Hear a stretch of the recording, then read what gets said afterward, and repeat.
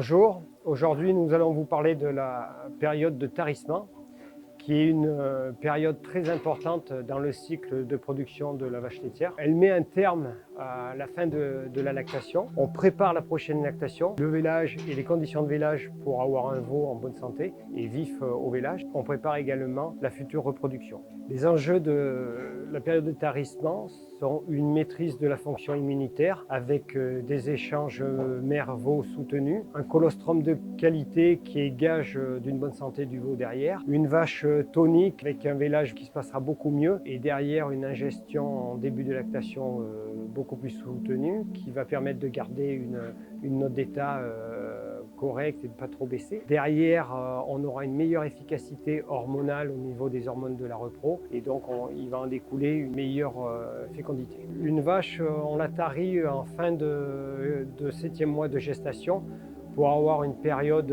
optimale de tarissement de 8 semaines. La transition alimentaire avant le tarissement est de baisser la complémentation des animaux en corrélation avec la baisse du lait, ceci afin d'éviter le surengraissement des animaux. Au tarissement, il faut isoler les animaux et passer sur une ration sèche pendant quelques jours pour permettre de couper le lait et que la vache sèche sa mamelle. Sur la période de tarissement, les besoins d'une vache, c'est environ 1 UF par 100 kg de poids vif, donc on a environ à 7 UF. Pour le 8e mois de gestation, on rajoute une demi-UF et le 9e mois, on rajoute 1 UF en sachant que les 2 dernières semaines, suivant les productions et si on est sur des niveaux de production élevés, on peut rajouter 1 UF par semaine sur les 2 dernières semaines. C'est-à-dire qu'on arrive à un total à peu près de 3 UF d'énergie rajoutée en fin de gestation. Au niveau de la MAT, on va avoir une ration qui va être sur à peu près 10% de MAT en début de 8e mois pour finir juste avant le vélage autour des 13% de MAT.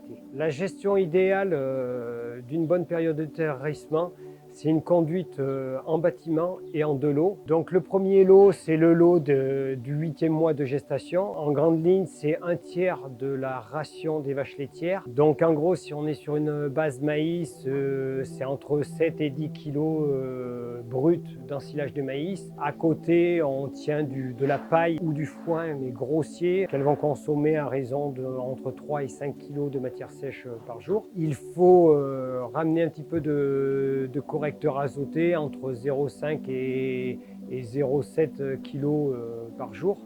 Alors l'idéal c'est le tourteau de colza car il a une bacana négative. Il faut tenir du sel à disposition, soit en pierre à sel, soit rajouter 35 grammes dans la complémentation. Et bien sûr de l'eau propre à volonté. La période s'accompagne aussi d'une minéralisation spéciale vache tarie. Le 2e lot va se composer des vaches en 9e mois de gestation.